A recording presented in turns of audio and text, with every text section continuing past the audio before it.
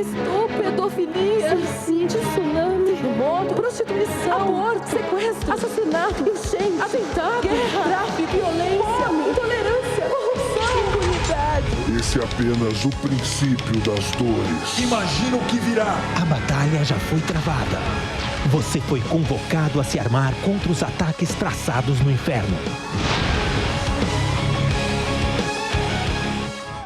E para um tempo de desafio, o Senhor levanta um exército, uma igreja, entregando a essa igreja as suas armas para vencer as batalhas que vêm pela frente. Eu gostaria de ler um texto com você no livro de Filipenses, no capítulo 1, a partir do versículo 27, a carta de Paulo, Filipenses, capítulo 1, versículo 27.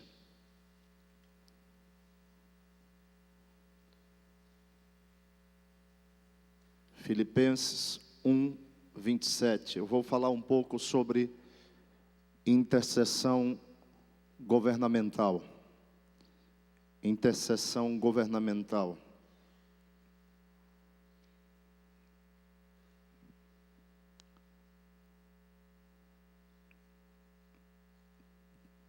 Vivei acima de tudo. Diga comigo, acima de tudo. Olhe para quem está ao seu lado e diga, acima de tudo. Por modo digno do Evangelho de Cristo, para que, ou indo ver-vos, ou estando ausente, ouça no tocante a vós outros, que estáis firmes. Mais uma vez, olhe para o seu irmão e diga, está firme.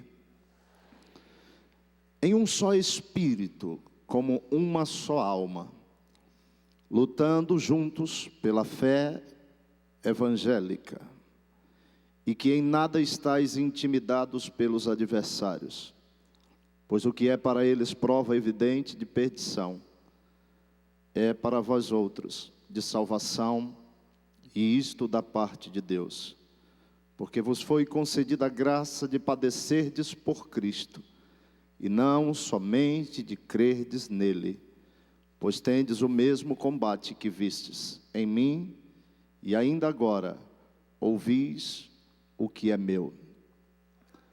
Quantos aqui acreditam no Senhor? Diz amém. Esse é um tempo realmente de evidenciarmos a nossa fé e a nossa credibilidade no Senhor. Mas não apenas de acreditar em Deus, porque não apenas para isso nós fomos chamados, mas diz a Bíblia que nós fomos chamados também para padecermos por causa do Evangelho. O ministério apostólico de Paulo, no seu início, recebe um incentivo muito forte. O Senhor olha para Paulo e diz, agora você vai prosperar muito, você vai avançar demais. Bem, poderia ser isso, mas não foi. Paulo, agora você vai ver o quanto se deve padecer por causa do Evangelho.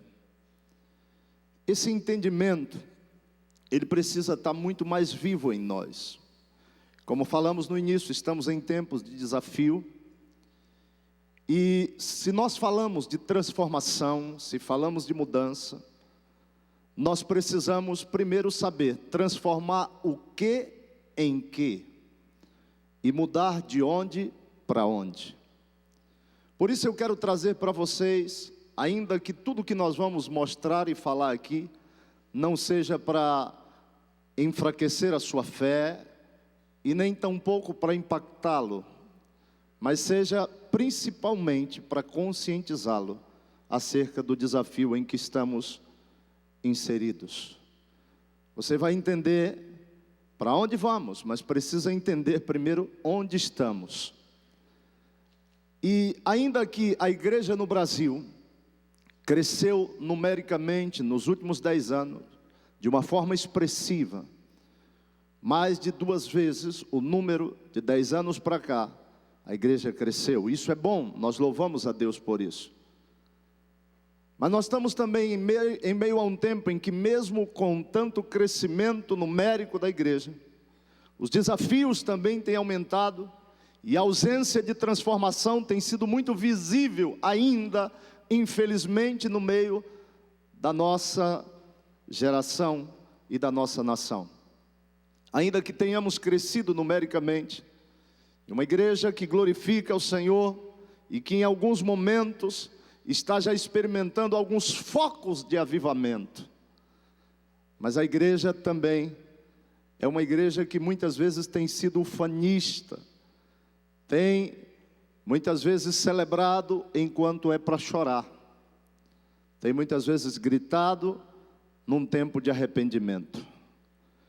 Nós vamos então falar de algumas coisas que estão acontecendo, e Paulo, quando escreve a sua carta aqui aos Filipenses, ele diz que acima de tudo, acima de qualquer interesse, acima de qualquer motivação, nós temos que estar juntos pela causa da fé evangélica. E será que nós realmente estamos assim? Será que realmente temos entendimento acerca desse momento profético em que vivemos? Quando olhamos para esse congresso, 18º congresso de batalha espiritual, de guerra espiritual, nós olhamos, 18º é também um número profético, é um número que fala, principalmente para a nossa realidade no Brasil, fala da maioridade. Então, para nós como igreja, deve ter alguma coisa a ver com maturidade. E esse é o tempo em que nós devemos buscar a maturidade, ou sermos mais maduros, e o Senhor está nos chamando para esse compromisso de maturidade. Uma igreja, como nós já ouvimos de outras maneiras através do apóstolo agora há pouco, uma igreja que sai da meninice e entra na maturidade, porque não há mais tempo simplesmente para vivermos em empolgação. Nós não estamos mais tendo tempo de viver congressos e eventos onde nós saímos dos congressos animados, avivados, cheios da unção, cheios da glória e do poder de Deus, mas muitas vezes nem sabemos o que temos que fazer. Portanto, nesse tempo aqui, nesse congresso, nós teremos também um tempo para pontuar algumas coisas, e algumas coisas que vão ser práticas nas nossas vidas a partir daqui. Porque nós fomos chamados aqui a um compromisso.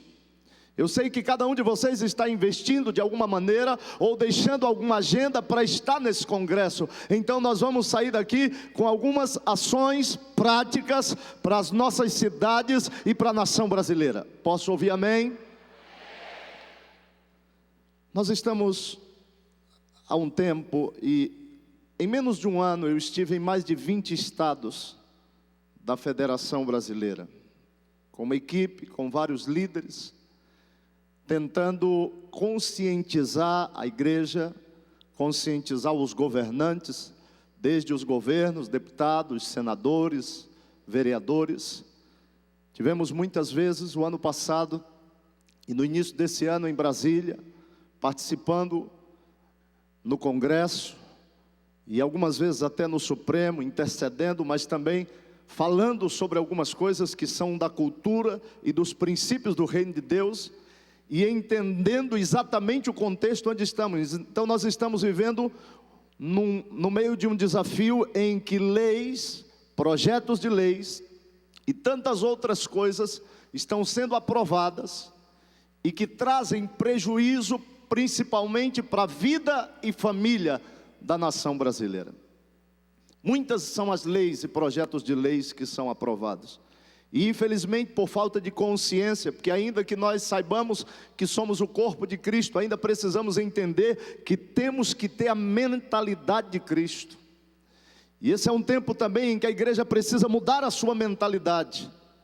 Entender que nós fomos chamados não apenas para pregar o evangelho da salvação, mas para pregar o evangelho do reino que vai se estabelecer de geração a geração. E quando este evangelho, não o evangelho da salvação, não o evangelho onde apenas você foi chamado para receber Jesus, dar alguns passos, receber uma oração e a partir daí você vai ser salvo, porque o Senhor não nos chamou só para ser salvos. Se o Senhor nos chamasse só para ser salvos, no dia que recebemos Jesus seríamos arrebatados.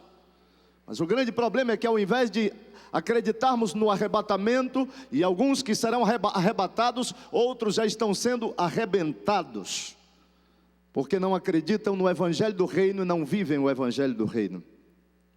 E esse evangelho do reino que eu estou falando é um evangelho onde nós vamos ver a sociedade transformada. Nós vamos ver Deus presente em todas as áreas da nossa sociedade. Na política, na economia, nas artes e entretenimento, nos esportes. Nós vamos ver Deus tomando conta da mídia, todos os veículos de comunicação. Nós vamos ver o fluir de Deus em todas as áreas da sociedade. Quantos creem nisso, digam aleluia. Qual é o cenário em que estamos?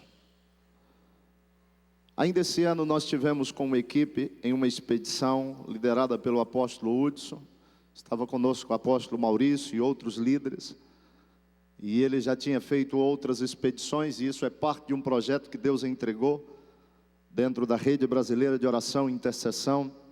E nós fomos também para servir lá, aqui em alguns países da América do Sul, fazendo atos proféticos, reunindo Chile, Peru, Bolívia e o Brasil, falando sobre a remissão da terra.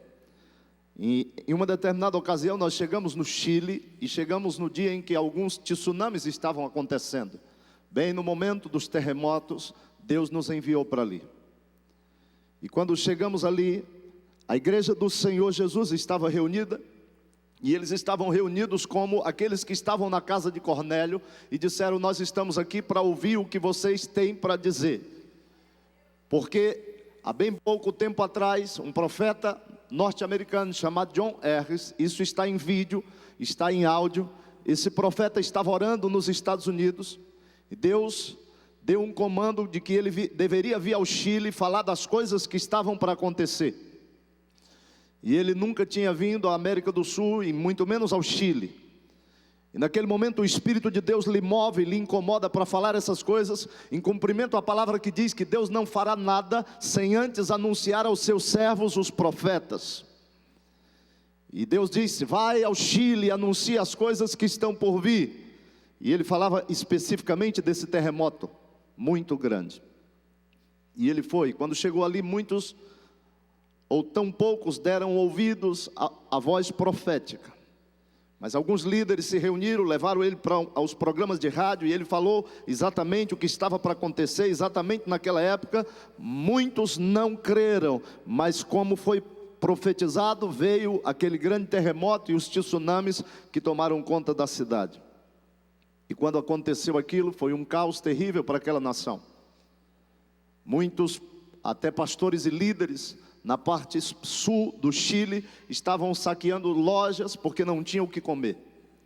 E logo na sequência Deus nos manda ali, Deus projeta e prepara esse momento para estarmos ali. E os pastores agora estavam atentos, dizendo: agora vocês são os primeiros apóstolos e profetas que estão vindo, então tudo o que vocês falarem aqui vai ser um decreto. E naquele momento Deus deu uma palavra para o apóstolo Maurício, e nós ministramos na sequência aquele texto de Atos 16, quando houve um terremoto, e vocês conhecem a palavra.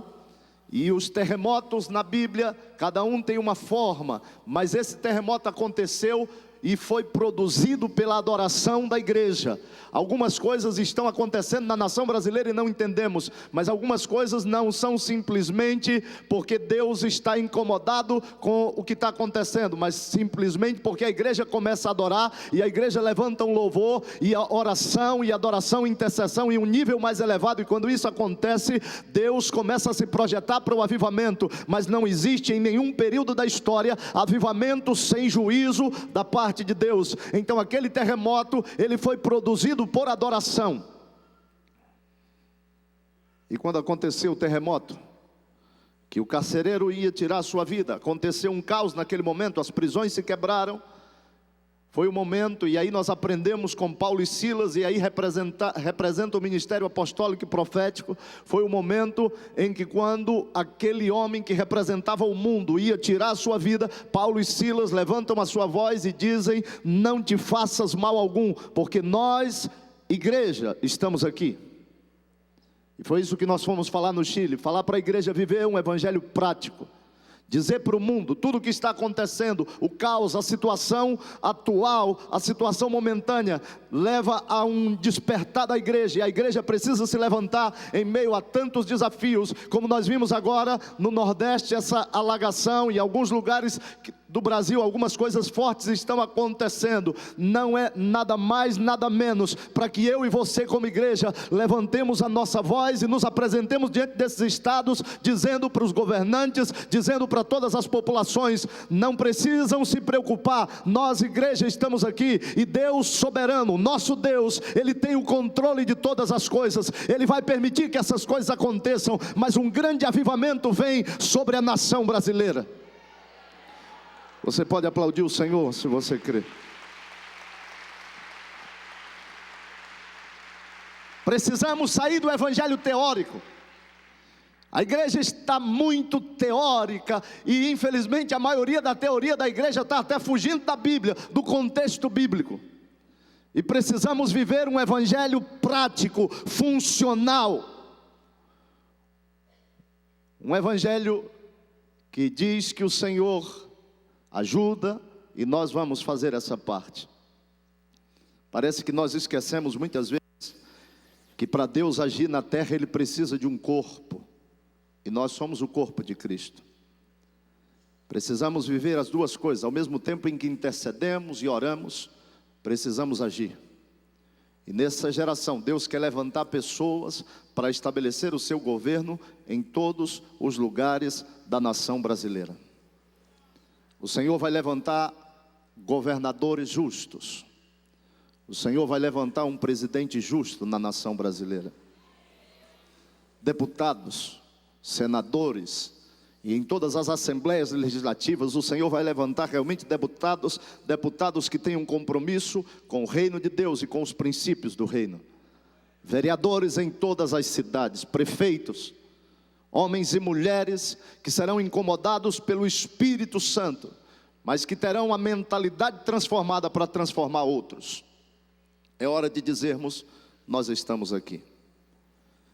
Durante esse ano em que estivemos nessas cidades, Deus nos levou e levantou muitas pessoas para conscientizar a igreja. E eu quero mostrar algumas coisas, primeiro para você ver o cenário em que estamos inseridos.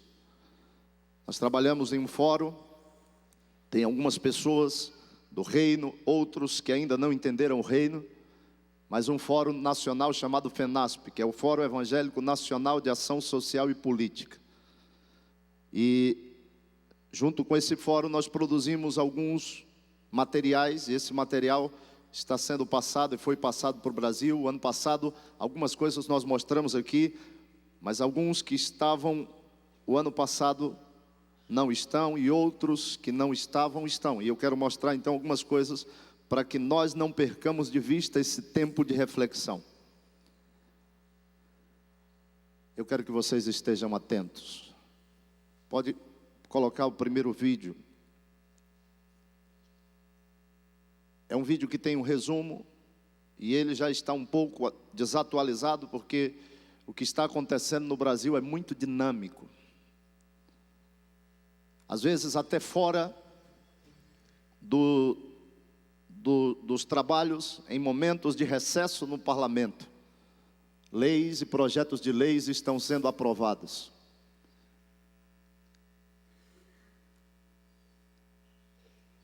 E nós vamos entender qual é o nosso papel em meio a tudo isso.